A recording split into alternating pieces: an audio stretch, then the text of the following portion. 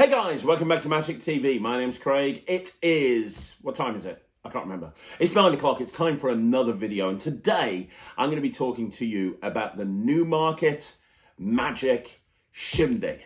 I've started doing this an awful lot these days, which is if I go to a convention, I'll do a review of it later on. I'll talk about what I love about it, what I don't love about it. And I'm going to do that now with the Newmarket Shindig. Now, what is the Newmarket Shindig? Tickets, by the way, have already gone on sale for 2025. You can get them directly from Wayne Goodman's website. What is the Newmarket Shindig? Well, basically, it is, I would say, the friendliest magic convention in the world. I really do believe it's the friendliest magic convention in the world. We've just had our third year, 2024. It was organised, founded and created by Wayne Goodman. I have been to every single one. The first year took place in the back of a pub that was incredibly dodgy. It was in a dodgy part of Newmarket. I didn't even realise there's a dodgy part of Newmarket, but there is. There must be, because this pub was there. Dodgy part of Newmarket. Even the horses are walking around with fags in their mouth, holding a beer. Really dodgy part of Newmarket. And, there was this back end of a pub. It was nice because every couple of hours there was a fight in the other room that broke it up. And it was a great convention. It wasn't really a structured convention. Just everybody sat round in the room. Wayne ordered in a load of pizza. The Gala show in the evening was hilarious because Wayne was just signing people up on the day, and it was what it was. It was great. It was fun.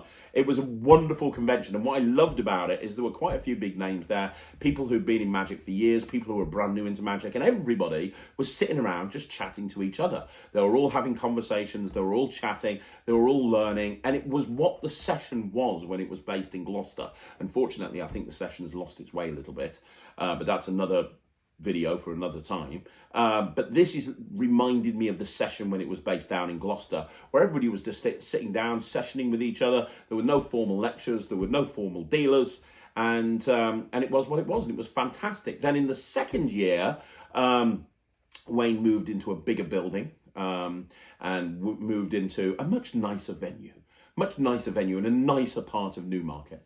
And he had it was still kind of a thrown together gala show. He was still signing people up on the day, but it was a gala show, and it was a great gala show. And there were still no lectures, there were still no dealers. Everybody was just kind of sitting around chatting, but it had the same magic. People loved it. And for the first 2 years, it was completely free. This year was the first year that Wayne charged money for it. It was very cheap by the standards of most magic conventions. I think it was £20 for a ticket. And it took place over one day, but there was a meet-up on the Friday evening. So on the Friday evening, there was a meet-up, which was catered for. And then on the Saturday, there was a lot more structure.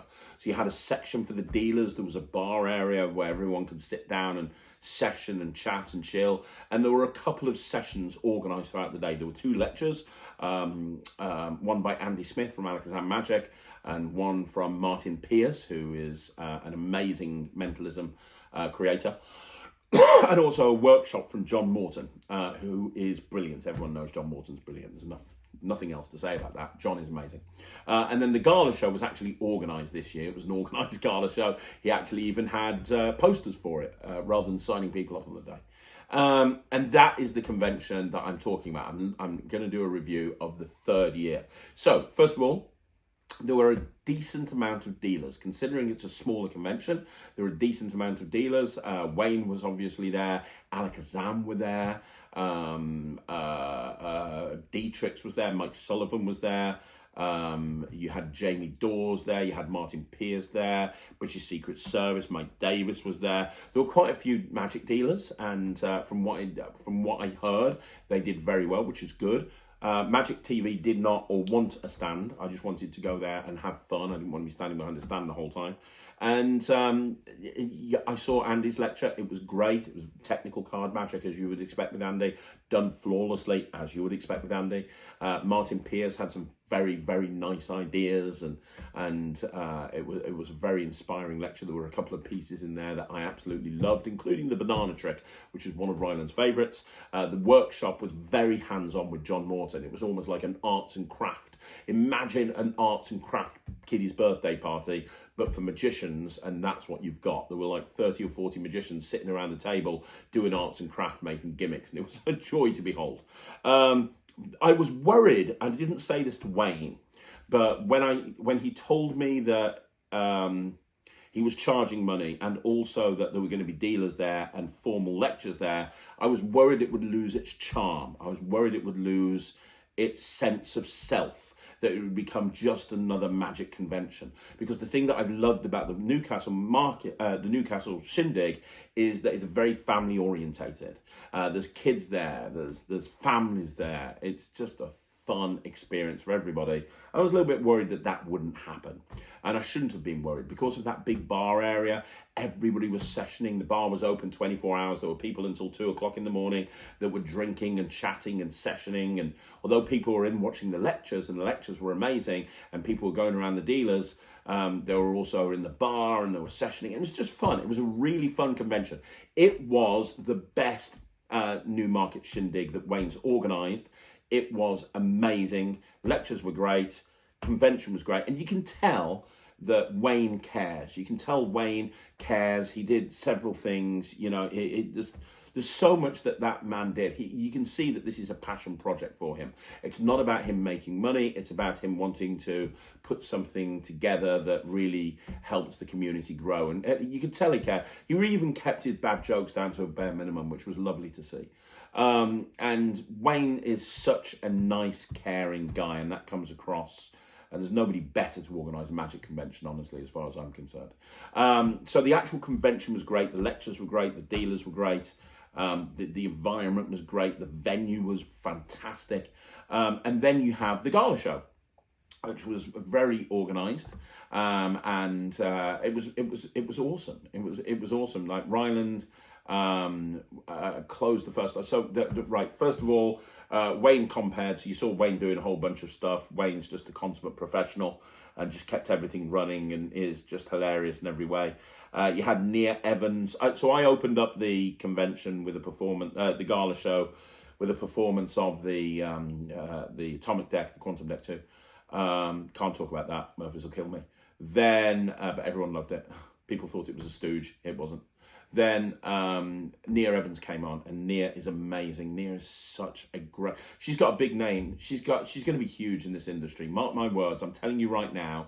In the next 10 years, Nia Evans is going to be one of the biggest names in magic. I'm telling you right now. She's so passionate, and she loves magic so much, and she's so goddamn good at it. Her performance that she did at Newmarket was amazing, and the finale with the picture changing, I've never seen anything like that. That is such a creative idea. She basically did a Rubik's Cube act, and damn, I'm glad that Ryland didn't want to do Rubik's Cubes that day, else he would have been shown up. But she did a killer Rubik's Cube act. And then Martin Pierce came on. He did comedy mentalism. It was all very funny. Like I said, Martin's the true pro. He really is a true pro, and his act was amazeballs. Then after that, you had Ryland come out, and he did like 15, 16 minutes. He did some cane manipulation. Then he did a silk thing, best ever knocks off silks. Then he did a coin to cross, and he finished off with a linking rings routine. And then that was all done to music. And then he did the Martin Duffy abracadabra chocolate thing, which is just amazing. It's just a great trick.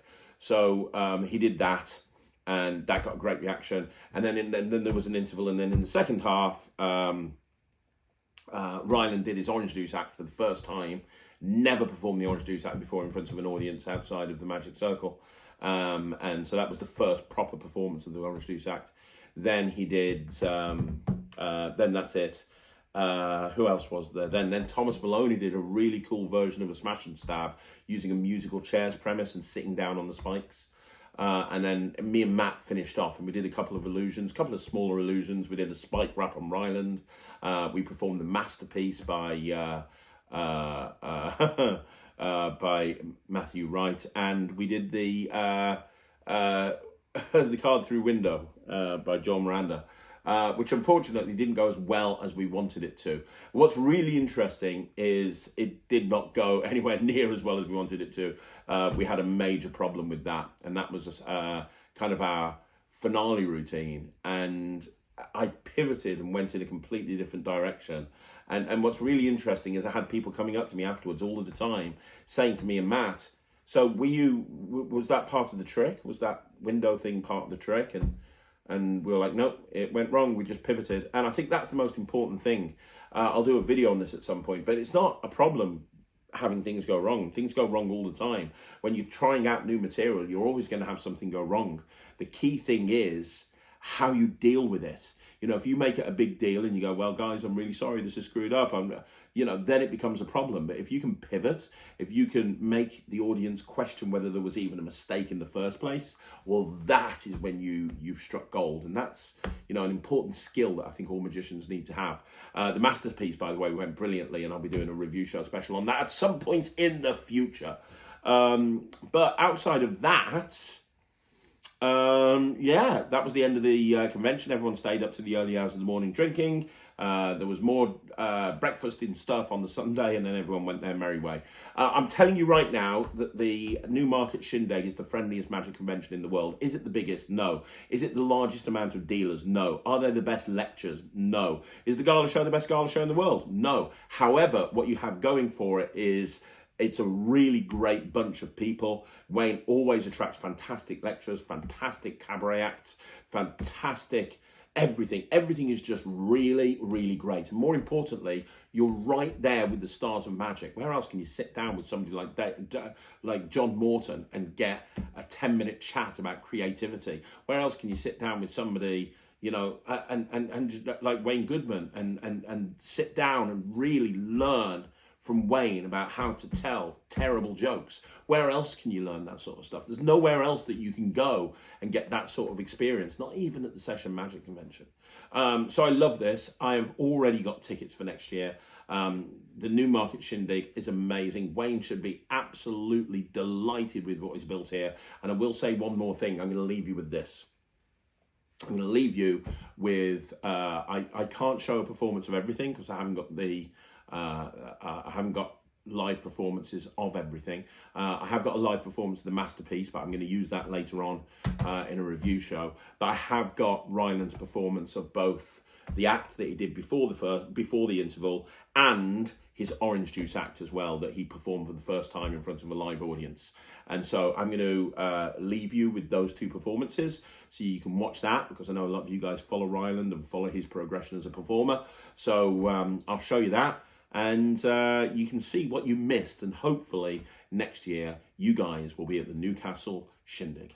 So there you go, guys. That's another video in the bag. Thank you once again for joining me right here on Magic TV. Don't forget, you want to see more videos like this, like the video, subscribe to the channel. I'll be back again tomorrow at 6 o'clock with another video, so make sure that you check out that. I'm back at 9 o'clock with another video. I'm going to be back with videos all of the time, but I'll see you again soon. Thank you so much for watching. My name's Craig, and this is Magic TV.